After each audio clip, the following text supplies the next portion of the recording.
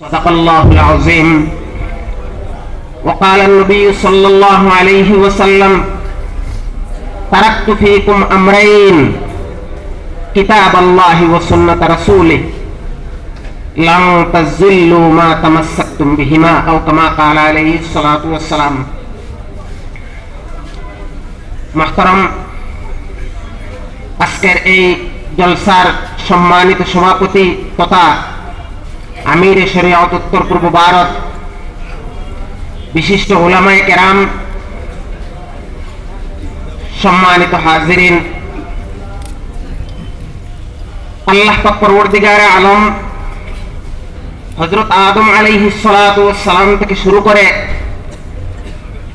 যুগে যুগে পৃথিবীতে মানুষের হেদায়েতের জন্য নবীগণ পাঠিয়েছেন।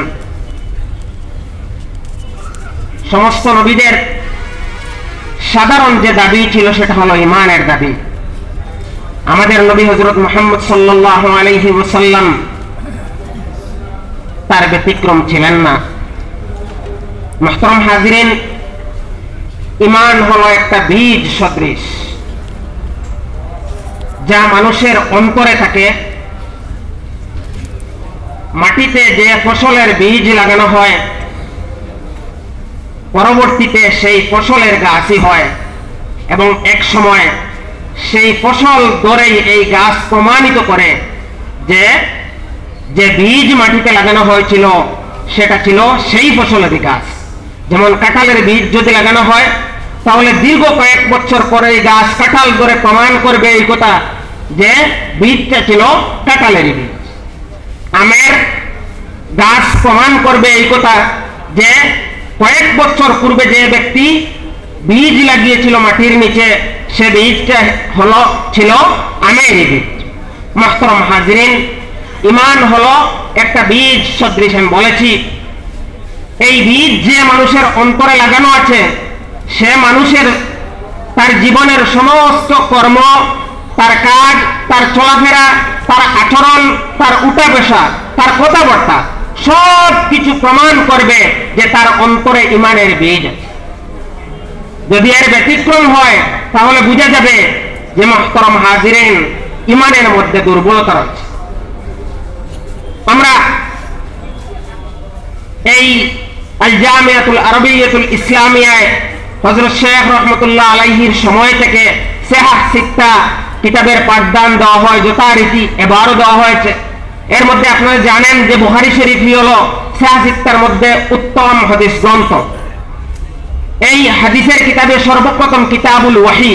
কিতাবুল ওয়াহি আল্লাহর পক্ষ থেকে ইলম কিভাবে নবীর উপর আসতো, এই ইলমের কথা সর্বপ্রথম কথা। মুহতারাম হাজিরিন, ঈমানের উপর গুরুত্ব এর উপর দেওয়া হয়। কারণ ইলম যদি না হয় তাহলে একজন প্রকৃত মুমিন এবং যে মুমিন নয় তার পার্থক্য করা যাবে না। আজ সংক্ষিপ্তভাবে আমি কথাগুলো বলছি। আজ আমাদের সম্মুখে সবচেয়ে বড় চ্যালেঞ্জ হলো দ্বীনের ইলমের চ্যালেঞ্জ। দ্বীনের ইলমকে মেটানোর জন্য মানুষ বদ্ধপরিকর। ইসলামের সংস্কৃতিকে মেটানোর জন্য, সম্পূর্ণরূপে মেটানোর জন্য মানুষ বদ্ধপরিকর। এই জন্য এই বস্তুটাকে আমাদের চ্যালেঞ্জ হিসেবে গ্রহণ করতে হবে। কিভাবে দ্বীনের ইলমকে পুনঃ প্রতিষ্ঠা করা যায়, এই চ্যালেঞ্জগুলোকে কিভাবে মোকাবেলা করা যায়। মুহতারাম হাজিরিন, আমাদের উত্তর পূর্ব ভারত ইমারতে শরঈয়া এবং নদওয়াতুত তামির এর নেতৃত্বে তনজিমুল মাদারিসিল ইসলামিয়া গঠন করা হয়েছে। তনজিমুল মাদারিসিল ইসলামিয়ার উদ্দেশ্যই হলো যে সুন্দর একটা কোর্স কারিকুলামের মাধ্যমে ছাত্রদেরকে কিভাবে আলিম বানানো যায়, আলিম বানিয়ে সমাজে দ্বীনের চর্চা, ইলমের চর্চা কিভাবে জীবিত রাখা যায়, ইহাই হলো এই তনজিমুল মাদারিসিল ইসলামিয়ার উদ্দেশ্য। মুহতারাম হাজিরিন, তাআউনুল ইসলাম, ইসলামের মদদ সময়ে সময়ে করার উপর হাদিস শরীফ এবং কোরআনে কারীমের মধ্যে যথেষ্ট গুরুত্ব দেওয়া হয়েছে। আমি মনে করি এই সময় আমাদের সবচেয়ে গুরুত্বপূর্ণ ব্যাপার হলো যে আমরা ইলমকে, কোরআনের ইলমকে জিন্দা রাখার ব্যবস্থা করে। আল্লাহ পাক পরওয়ারদিগারে আলম আমাদেরকে তৌফিক দান করুন। ওয়া আখিরু দাওয়ানা আলহামদুলিল্লাহি রাব্বিল আলামিন।